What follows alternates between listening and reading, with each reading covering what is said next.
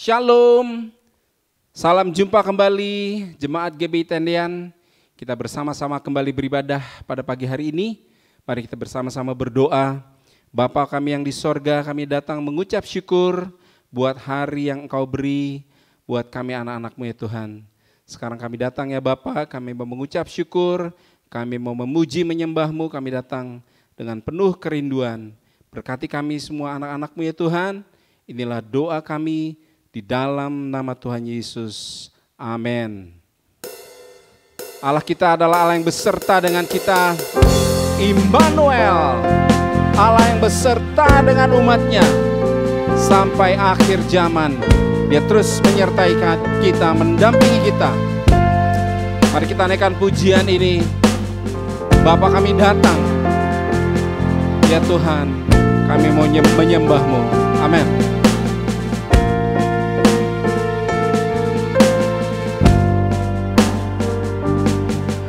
Bapakku datang dan berserah, ku nyatakan Kaulah segalanya. Dalam gelap Kau setia, Kau cahaya hidupku.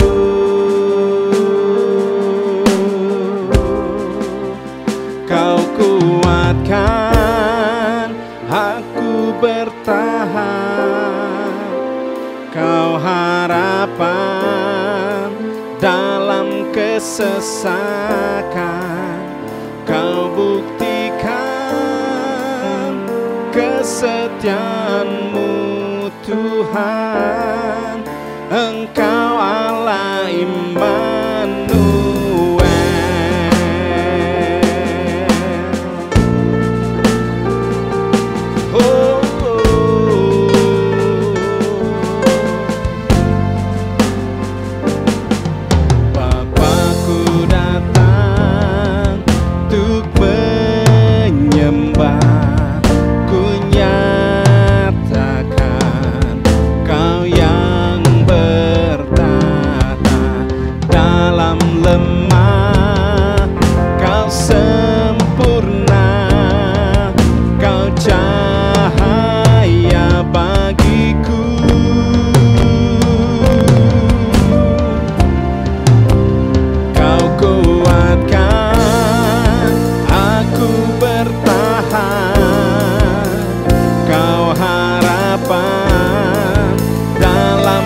Kesesakan, Kau buktikan kesetiaan-Mu Tuhan. Engkau Allah Immanuel.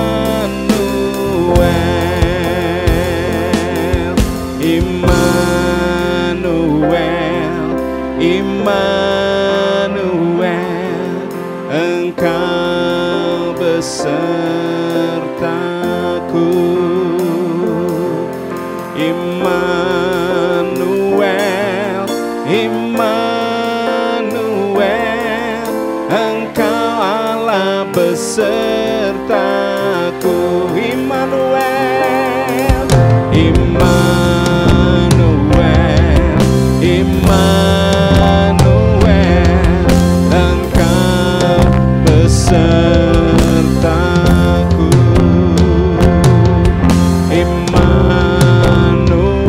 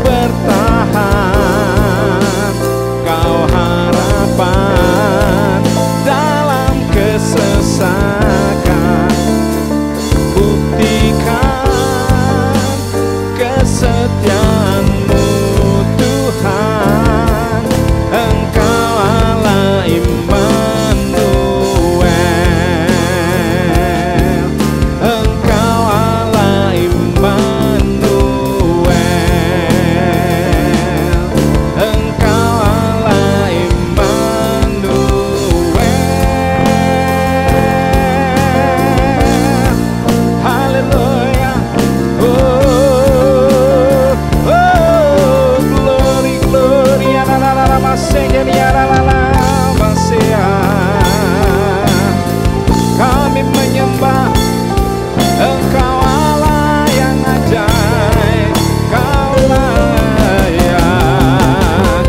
layak dipuji, disembah. Kaulah yang bertahta dulu, sekarang, dan selamanya. Raja atas segala raja, namamu besar termulia.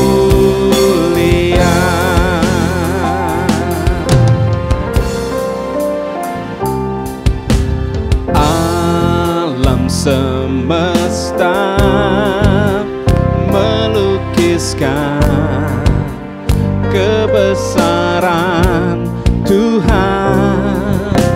Bumi dan surga menyanyikan kemuliaan namamu. Hosana, haleluya, Hosana. Layak dipuji, disembah.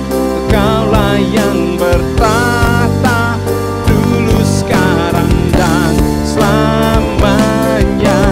Raja atas segala raja, namamu besar termulia. Layak dipuji, disembah. Kaulah yang bertahta dulu, sekarang, dan selamanya. Raja atas segala raja, namamu besar termulia. Namamu besar termulia. Namamu besar termulia.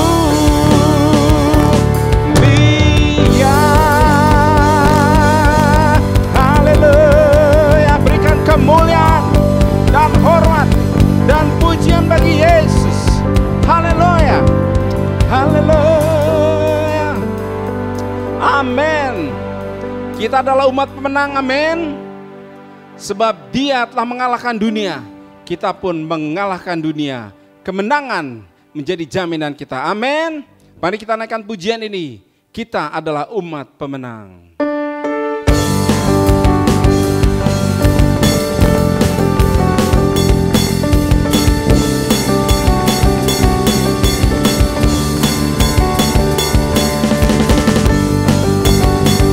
Kami bersorak-sorai sebab kami adalah umat pemenang. Kemenangan menjadi jaminan kami, amin. Lebih dari pemenang dalam segala perkara, iblis telah dikalahkan oleh kuasa darahnya. Jika Allah di pihak kita, siapa dapat melawan? Kita lebih dari pemenang, lebih dari pemenang dalam segala perkara. Iblis telah dikalahkan oleh kuasa darahnya. Jika Allah di pihak kita, siapa dapat melawan? Kita lebih dari pemenang. Haleluya. Kibarkanlah panjinya, Yesus Raja segala raja. Haleluya. Haleluya.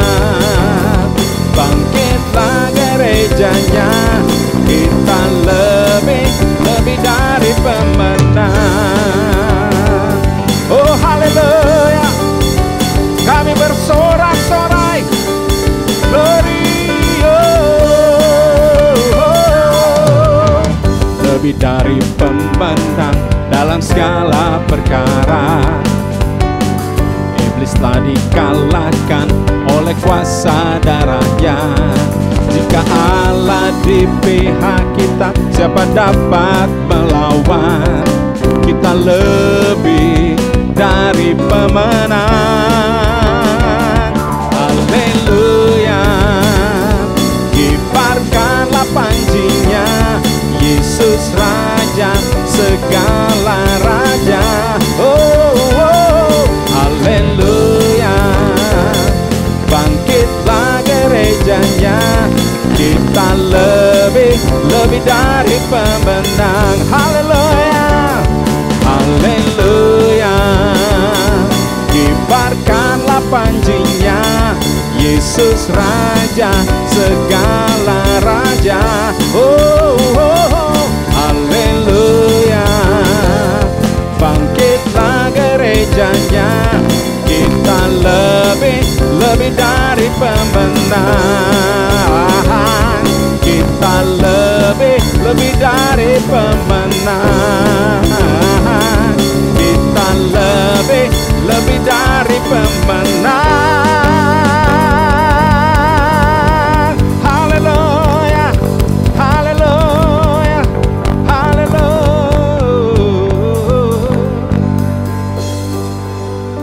Amen.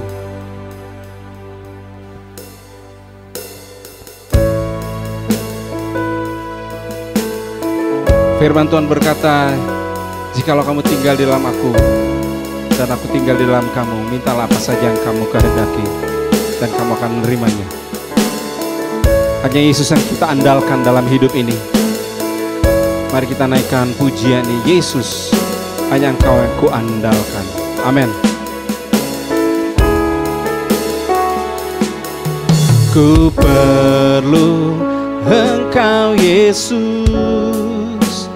haus jiwaku menantikanmu. Ku percaya kau penuh pengharapanku di dalammu. Yesus, hanya kau yang ku andalkan, melebihi siapapun juga. Yesus, hanya kau yang ku percaya di setiap waktu. Tiada lain yang ku andalkan selain kau, Yesus.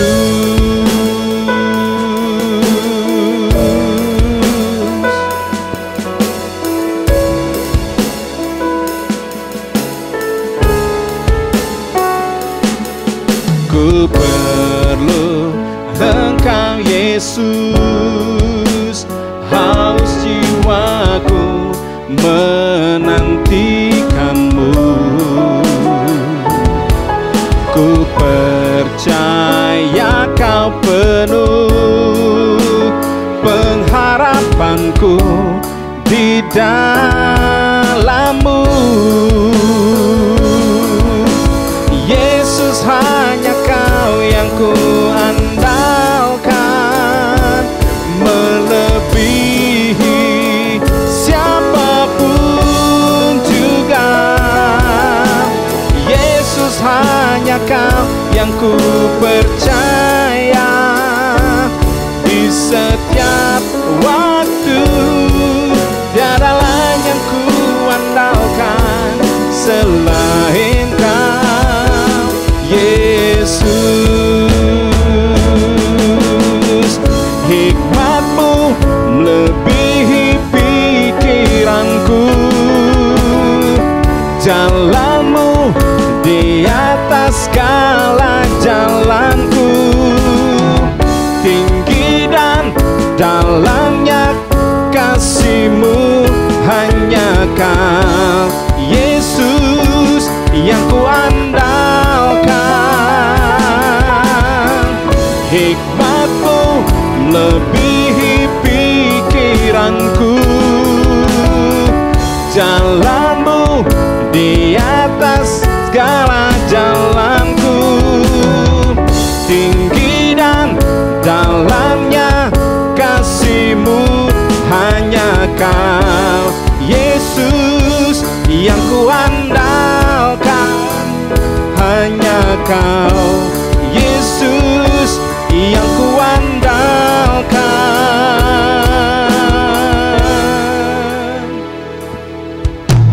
Yesus, hanya Kau yang kuandalkan,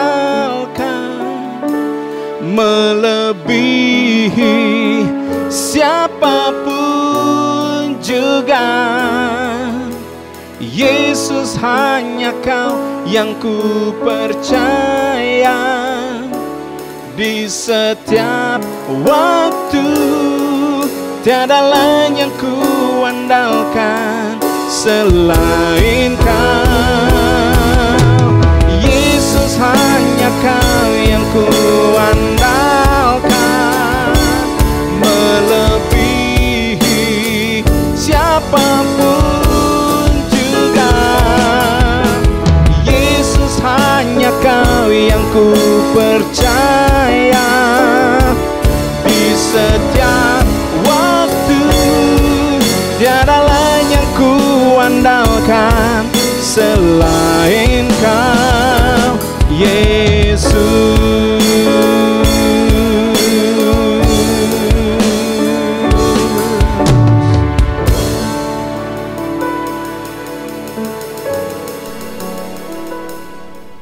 Mari kita berdoa. Terima kasih buat anugerah-Mu ya Bapa. Terima kasih buat pagi hari ini kalau kami boleh mendengarkan kembali firman-Mu. Biarlah Engkau akan menyampaikan kebenaran firman-Mu bagi kami semuanya, menguatkan, menghibur, memberikan pengharapan bagi kami semuanya ya Tuhan. Urapi hamba-Mu dan seluruh pendengar yang mendengarkan pemberitaan firman ini. Di dalam nama Tuhan Yesus kami berdoa. Haleluya. Amin. Salam jemaat yang dikasihi Tuhan. Puji Tuhan, kita bertemu lagi pagi hari ini. Saya akan membawakan sebuah tema sesuai dengan tema yang diberikan oleh Gereja Bethel Indonesia tentang kasih. Saya mengambil judul tindakan kasih, dan perenungan kita saya ambil dari Lukas 5 ayat 17 sampai 26. Sekali lagi dari Injil Lukas 5 ayat 17 sampai 26. Saya akan membacakan firman Tuhan ini pelan-pelan bagi saudara sekalian. Pada suatu hari ketika Yesus mengajar, ada beberapa orang Farisi dan ahli Taurat duduk mendengarkannya. Mereka datang dari semua desa di Galilea dan Yudea dan dari Yerusalem. Kuasa Tuhan menyertai dia sehingga ia dapat menyembuhkan orang sakit. Lalu datanglah beberapa orang mengusung orang lumpuh di atas tempat tidur. Mereka berusaha membawa dia masuk dan meletakkannya di hadapan Yesus. Karena mereka tidak dapat membawanya masuk berhubung dengan banyaknya orang di situ, naiklah mereka ke atas rumah, lalu membongkar atap itu dan menurunkan orang itu dengan tempat tidurnya ke tengah-tengah orang banyak, tepat di depan Yesus. Ketika Yesus melihat iman mereka, berkatalah ia, "Hai saudara, dosamu sudah diampuni." Tetapi ahli Taurat dan orang-orang Farisi berpikir dalam hatinya, "Siapakah orang yang menghujat Allah ini? Siapa yang dapat mengampuni dosa selain daripada Allah sendiri?" Akan tetapi Yesus mengetahui pikiran mereka, lalu berkata kepada mereka, "Apakah yang kamu pikirkan dalam hatimu? Manakah lebih mudah mengatakan, 'Dosamu sudah diampuni,' atau mengatakan, 'Bangunlah dan berjalanlah'? Tetapi supaya kamu tahu bahwa di dunia ini Anak Manusia berkuasa mengampuni dosa," berkata ia kepada orang lumpuh itu, Kepadamu kukatakan, bangunlah, angkatlah tempat tidurmu, dan pulanglah ke rumahmu. Dan seketika itu juga bangunlah ia di depan mereka, lalu mengangkat tempat tidurnya dan pulang ke rumahnya sambil memuliakan Allah. Semua orang itu takjub, lalu memuliakan Allah, dan mereka sangat takut katanya, hari ini kami telah menyaksikan hal-hal yang sangat mengherankan. Bapak, Ibu, Saudara yang dikasihi Tuhan, kita akan melihat tentang tindakan iman yang luar biasa yang dilakukan oleh orang-orang dan apa yang dimiliki oleh orang yang sakit itu, sehingga terjadi satu mujizat yang luar biasa. Namun sebelumnya saya akan melihat latar belakang dari cerita ini. Saya membagi menjadi dua bagian, ada dua kelompok yang merespon terhadap keadaan saat itu. Kelompok yang pertama disebut ada beberapa orang Farisi dan ahli Taurat ikut duduk mendengarkan dia. Ada kelompok orang Farisi dan ahli Taurat yang terus mengikuti Yesus, yang terus memata-matai Yesus. Mereka mengikuti Yesus dan mendengarkan apa yang dikatakan Yesus bukan karena ketertarikannya, bukan karena mereka haus dan dahaga untuk mereka diajar, bukan karena itu, Bapak Ibu. Kelihatannya mereka memiliki antusias ingin mendengarkan ajaran Yesus. Mungkin ada sebuah kesepakatan dari mereka sehingga mereka datang dari semua desa di Galilea dan Yudea dan dari wilayah Yerusalem. Wah, ini wilayah yang luas. Mereka berbondong-bondong datang, ya, dan banyak dari mereka datang ingin mendengar Yesus. Apakah mereka sengaja ingin mendengar dengan kehausan? Tidak. Ada kemungkinan mereka ingin bersepakat untuk membunuh Yesus. Tetapi saya senang sekali dalam ayat pembacaan kita, ayat 17 dikatakan, kuasa Tuhan menyertai dia. Kuasa Tuhan menyertai Yesus, sehingga ia dapat menyembuhkan orang sakit. Saudara kekasih di dalam Tuhan, kelompok orang yang pertama ini orang Farisi dan ahli Taurat, mereka sebenarnya datang sebagai pengkritik, sebagai penonton-penonton, ayat 21 jelas. Dan mereka sedang mencari-cari kesalahan Yesus. Sehingga nanti kalau saudara membaca di ayat yang di bawah dikatakan, siapakah orang yang menghujat Allah ini? Siapakah yang dapat mengampuni dosa selain daripada Allah sendiri? Itu kata-kata mereka. Kelompok orang yang datang sebagai pengkritik, sebagai orang-orang yang selalu menghujat, sebagai orang-orang yang selalu mencari kesalahan. Dan banyak sekali orang-orang di sekitar kita, orang-orang yang demikian. Orang yang bisanya hanya mengkritik, orang yang bisanya hanya mencari kesalahan-kesalahan. Orang yang bisanya menjadi penonton-penonton, mengomentari sesuatu yang dianggapnya agak ganjil. Dan ini adalah kelompok-kelompok orang Farisi dan orang ahli Taurat. Tetapi ada sekelompok orang lain. Yang kedua adalah kelompok orang yang menunjukkan kasihnya. Saudara bisa membaca di ayat yang ke-18. Di situ ayat 18 jelas sekali ada orang-orang yang benar-benar haus, orang-orang yang benar-benar memiliki hati. Ya, saya akan membacakan. Lalu datanglah beberapa orang mengusung seorang lumpuh di atas tempat tidur. Mereka berusaha membawa dia masuk dan meletakkannya di hadapan Yesus.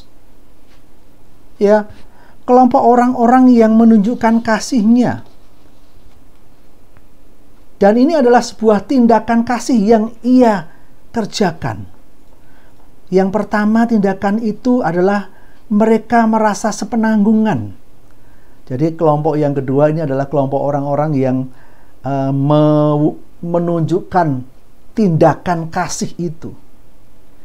Tindakan kasih itu diperlihatkan yang pertama, mereka merasa sepenanggungan dengan orang lumpuh itu. Dengan cara apa?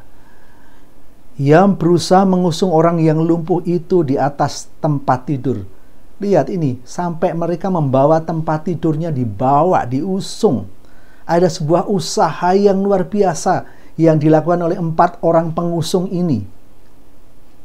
Mereka bersama-sama berusaha membawa orang tersebut dan meletakkan di hadapannya, di hadapan Yesus. Walaupun harus mengangkatnya, mereka harus membongkar atap rumah dan memasukkan dari atap karena terhalang banyaknya orang pada saat itu. Ya, ayat 19, karena mereka tidak dapat membawanya masuk berhubung dengan banyaknya orang di situ, naiklah mereka ke atap rumah itu. Lalu membongkar atap itu dan menurunkan orang itu dengan tempat tidurnya ke tengah-tengah orang banyak, tepat di depan Yesus. Sebuah usaha yang luar biasa yang dilakukan oleh 4 orang itu. Jelas orang ini memiliki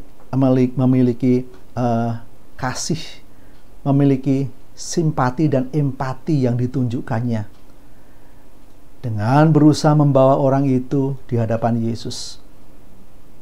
Walaupun di depan pintu terbentur sebuah keadaan susah untuk masuk karena banyak orang berbondong-bondong. Bukan hanya orang Farisi, ahli Taurat, tetapi juga orang-orang Yahudi yang saat itu datang ke rumah itu.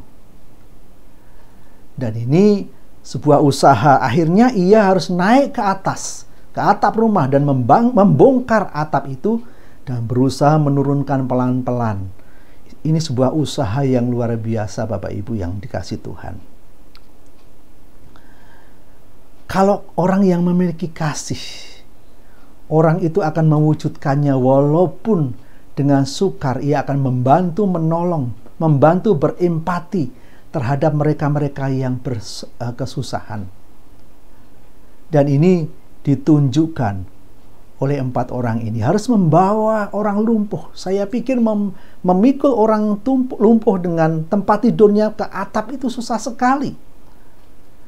Tetapi ia mengerjakannya, membawanya, membongkar atap rumah dan menurunkan pelan-pelan. Dan luar biasa kita melihat reaksi Yesus. Ayat 20, ketika Yesus melihat iman mereka. Ini menarik sekali, saudara harus garis bawahi. Ketika Yesus melihat iman mereka.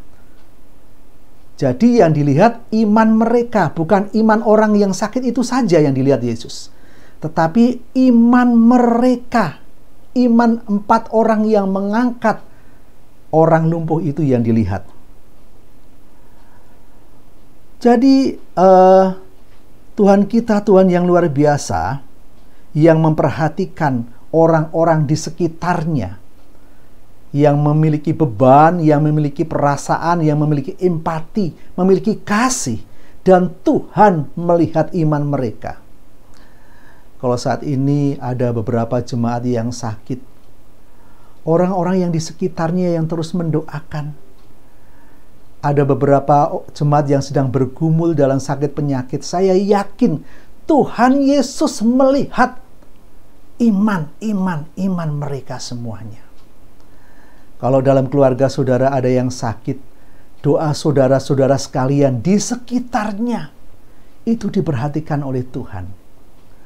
Oleh karena itu Bapak Ibu jangan berhenti berdoa, jangan berhenti mendoakan, jangan berhenti bersimpati dan empati terhadap orang yang mengalami penderitaan. Karena di sini diceritakan Tuhan Yesus melihat iman mereka. Ya. Ketika Tuhan Yesus melihat iman mereka, berkatalah ia, "Hai saudara, dosamu sudah diampuni." Saudara kasih dalam Tuhan, mengapa Yesus berkata, "Hai saudara, dosamu sudah diampuni"? Jadi Tuhan Yesus melihat iman mereka dan Tuhan Yesus itu berusaha memulihkan keadaan rohani. Dosa merupakan beban keadaan rohani. Dan bagi orang-orang Yahudi, mereka memiliki anggapan bahwa pada saat seorang sakit, itu mereka beranggapan bahwa dosalah yang menyebabkan sakit penyakit itu. Oleh karena itu, Yesus langsung menyentuh ke inti sarinya. Yesus tidak berkata, sembuhlah engkau enggak, tetapi langsung Yesus berkata, hai orang lumpuh, dosamu sudah diampuni. Secara natur, Yesus telah memulihkan hubungan secara rohani, hubungan antara manusia dengan Allah, dengan mengampuni dosa-dosa manusia. Karena yang menjadi beban yang paling berat bagi orang yang sakit, bukan sakit secara fisiknya, tetapi adalah sakit secara rohani, di mana dosa itu menjadi beban yang berat. Oleh karena itu, Yesus langsung menyentuh ke bagian yang paling inti dengan berkata, hai orang lumpuh, dosamu sudah diampuni. Saudara kasih dalam Tuhan, tetapi tidak berhenti di situ saja. Ketika melihat iman mereka, berkatalah ia, hai saudaramu, dosamu sudah diampuni. Tetapi ahli-ahli Taurat dan orang-orang Farisi itu berpikir dalam hatinya, siapakah orang yang menghujat Allah ini? Siapakah yang dapat mengampuni dosa selain daripada Allah sendiri? Akan tetapi Yesus mengetahui pikiran mereka, lalu berkata kepada mereka, apakah yang kamu pikirkan dalam hatiku? Manakah lebih mudah, mengatakan dosamu sudah diampuni, atau mengatakan bangunlah dan berjalanlah? Tetapi supaya kamu tahu bahwa di dunia ini anak manusia berkuasa mengampuni dosa, berkatalah ia kepada orang lumpuh itu, kepadamu kukatakan bangunlah, angkatlah tempat tidurmu, dan pulanglah ke rumahmu. Setelah Yesus berkata, hai orang lumpuh, dosamu sudah diampuni, Yesus mengambil tindakan yang lain. Karena memang ahli Taurat dan orang Farisi selalu mengkritik Yesus, siapakah Yesus bisa mengampuni dosa? Makanya Yesus tunjukkan di ayat 23 dan 24, Yesus mampu mengampuni dosa dan mampu memulihkan keadaan fisik. Dan Yesus berkata, dosamu sudah diampuni, dan bangunlah dan berjalanlah. Sebuah tindakan yang Tuhan Yesus kerjakan. Yesus bukan hanya memulihkan pribadi orang itu, keadaan rohani orang itu yang berdosa, tetapi Yesus langsung menjawab kebutuhan fisiknya. Dosamu sudah diampuni. Dan ini adalah kebutuhan yang diharapkan oleh orang lumpuh ini. Memang orang lumpuh ini sangat mengharapkan tentang kesembuhan fisik. Bapak Ibu yang dikasihi dalam Tuhan, bagaimana dengan keadaan kita saat ini? Tuhan ingin memulihkan keadaan rohani kita terlebih dahulu.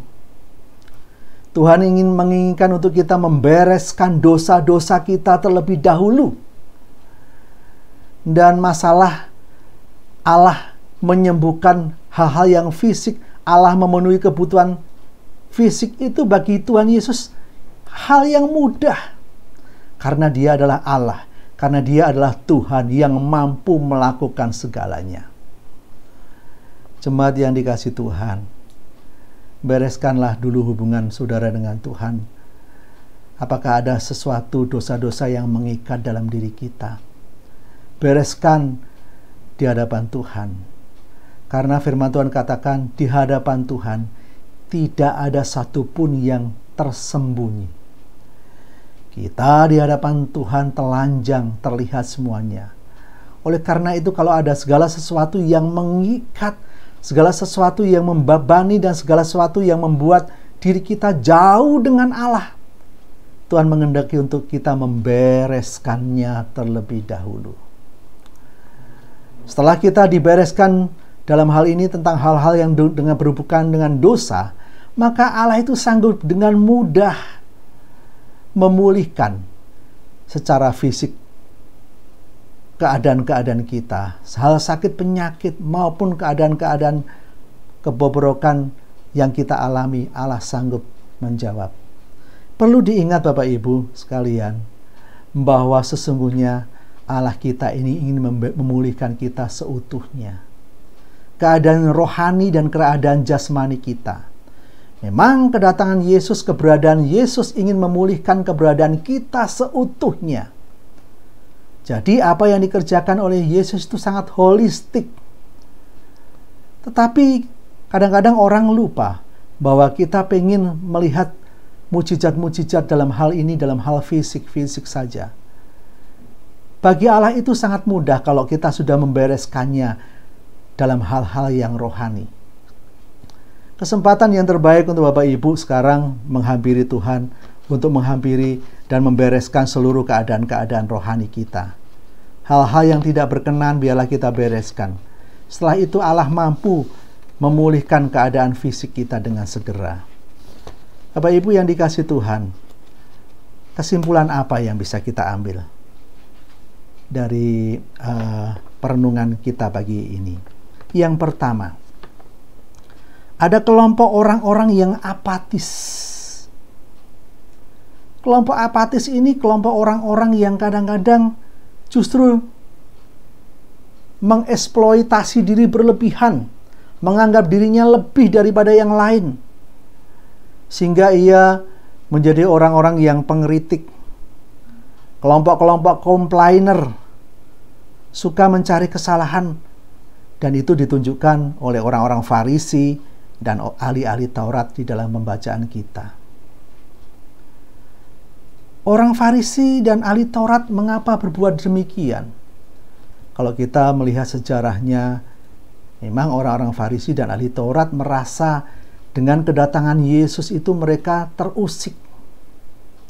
Dengan kedatangan Yesus itu mereka merasa terganggu. Kenapa? Yang pertama, pengikut-pengikut ahli Taurat dan orang Farisi ini hampir semuanya, sebagian besar tersedot kepada Yesus. Mereka kehilangan pengikut, dan itu menjadi sebuah usikan yang berat. Apalagi para imam yang ada di bait suci, mereka sangat terusik dengan kedatangan Yesus. Sekaligus kedatangan Yesus sebagai Mesias yang membebaskan secara rohani tentang dosa-dosa itu membawa pengaruh yang besar. Karena kebiasaan mereka melakukan Taurat dengan mempersembahkan korban-korban itu juga terusik. Karena orang-orang bisa langsung dengan adanya Yesus dosanya bisa diampuni. Tidak harus lagi mereka membawa persembahan-persembahan.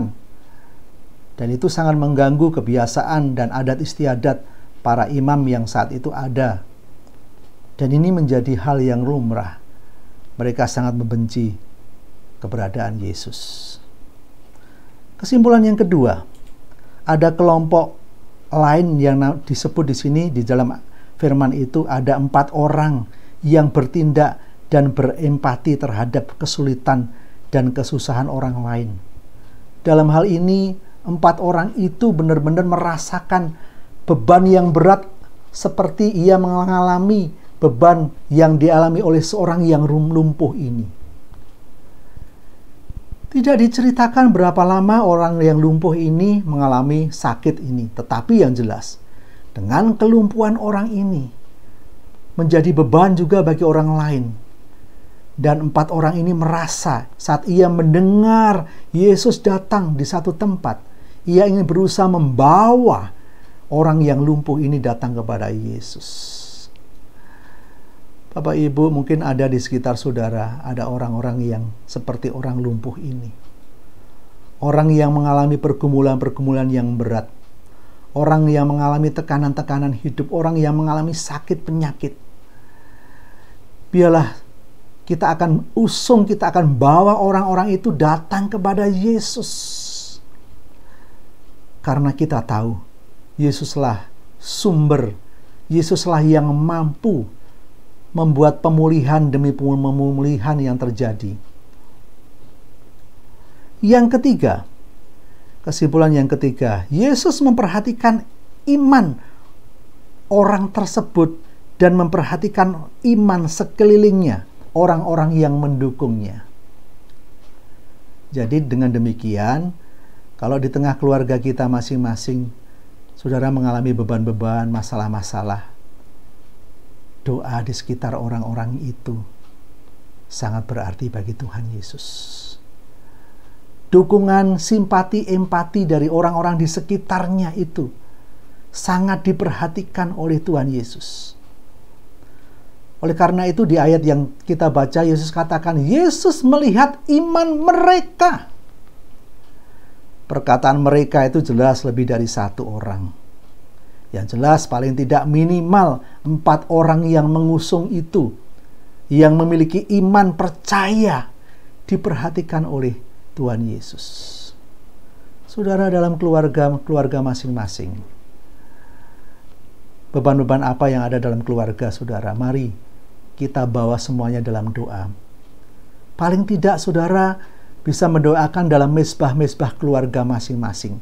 Tiap malam saudara membawa pergumulan di tengah-tengah keluarga kita, dan dukungan dari masing-masing tiap-tiap anggota keluarga itu sangat diperhatikan oleh Tuhan Yesus. Terlebih saudara, saya ajak juga saudara untuk terus bergabung dalam doa-doa tengah minggu, di mana kita boleh saling mendoakan antara satu jemaat dengan jemaat yang lain. Dan saya yakin, sebagaimana Tuhan Yesus memperhatikan iman mereka, Tuhan Yesus juga memperhatikan iman seluruh jemaat yang mendukung di dalam doa.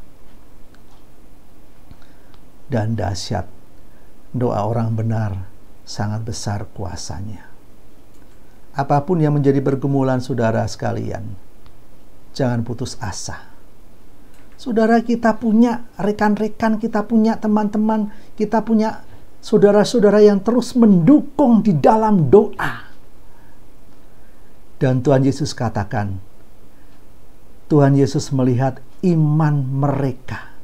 Tuhan Yesus melihat iman kita ini semuanya yang mendukung terus dalam doa. Yang keempat, Yesus sanggup memulihkan keadaan rohani dan jasmani orang tersebut. Demikian juga Yesus sanggup memulihkan keadaan rohani dan jasmani kita yang berseru dan datang kepadanya. Dan luar biasa, saat kita datang kepadanya, Tuhan Yesus mendukungnya, Tuhan Yesus sanggup menjawabnya, dan nama Tuhan dipermuliakan. Ada hal yang terakhir yang luar biasa di ayat-ayat yang terakhir kita baca. Ayat yang ke-25. Dan seketika itu juga bangunlah ia di depan mereka, lalu mengangkat tempat tidurnya dan pulang ke rumahnya sambil memuliakan Allah. Tindakan kasih yang dilakukan oleh 4 orang itu, dan akhirnya Tuhan Yesus membuat mujizat. Akhirnya si lumpuh tadi, dari mulutnya keluar kata-kata untuk memuliakan nama Tuhan. Ya, si lumpuh ini memuliakan nama Tuhan setelah ia merasakan kasih-Nya Tuhan. Setelah ia dijamah oleh Tuhan, setelah ia disembuhkan, ia memuliakan nama Tuhan. Bukan cukup di situ juga. Ayat 26. Semua orang itu takjub, lalu memuliakan Allah. Ternyata membawa dampak juga bagi semua orang yang ada di situ, di mana semua orang itu menjadi takjub, lalu memuliakan Allah. Dan mereka sangat takut, katanya, hari ini kami telah menyaksikan hal-hal yang sangat mengherankan. Dan saudara, hari ini juga saudara akan melihat hal-hal yang mengherankan. Saat kita melihat karya Allah menyentuh, karya Allah memulihkan, saudara akan berkata, hari ini aku akan mengalami dan melihat hal-hal yang mengherankan yang dilakukan oleh Tuhan kita, Tuhan Yesus. Saudara, biar tiap hari saudara akan melihat hal-hal yang mengherankan. Saat Tuhan Yesus mengadakan mujizat demi mujizat, saat Tuhan Yesus menyentuh, saat Tuhan Yesus mengadakan pemulihan demi pemulihan, saudara akan berkata, hari ini aku telah melihat hal-hal yang mengherankan. Demikianlah firman Tuhan yang boleh kita dengar saat ini. Kita akan berdoa. Terima kasih buat firman yang boleh kami dengar. Biarlah Tuhan kami akan bangkit memiliki iman dan kami akan melihat hal-hal yang mengherankan. Dan itu terjadi Tuhan saat terjadi kerjasama yang baik di orang-orang di sekitar kami. Terjadi empati dan simpati terhadap anak-anak Tuhan yang mengalami penderitaan. Dan Allah Tuhan kita, Tuhan yang terus berkarya, Ia yang selalu memulihkan baik secara jasmani dan rohani. Berkati Tuhan setiap anak-anak Tuhan, berkati setiap jemaat Tuhan yang mengalami pergumulan-pergumulan. Sentuh Tuhan, pulihkanlah keadaan rohani dan keadaan jasmani mereka. Biarlah nama Tuhan diagungkan dan biarlah nama Tuhan dimuliakan lewat kehidupan dan kejadian-kejadian yang kami alami ya Tuhan. Terpujilah Engkau di dalam nama Yesus. Haleluya. Amin. Kekasih Tuhan, sidang jemaat yang dikasihi dan diberkati Tuhan. Angkatlah hatimu, arahkanlah pandanganmu. Kiranya Tuhan mencurahkan kuasa-Nya, melimpahkan berkat-Nya turun atasmu, memberkati pribadimu, memberkati keluargamu, memberkati dengan kesehatan yang prima, memberkati pekerjaan, karir, dan profesimu dengan sukses, memberkati segala usaha dan bisnismu dengan berhasil untung, memberkati studimu, memberkati seluruh kehidupan dan pelayananmu. Terimalah berkat-Nya. Tuhan memberkati engkau dan melindungi engkau. Tuhan menyinari engkau dengan wajah-Nya dan memberi engkau kasih karunia. Tuhan menghadapkan wajah-Nya kepadamu dan memberi engkau damai sejahtera. Dalam kasih karunia Allah Bapa, anugerah Tuhan Yesus Kristus, persekutuan dengan Roh Kudus menyertaimu hari ini sampai Maranatha, dalam nama Tuhan Yesus Kristus. Haleluya. Amin.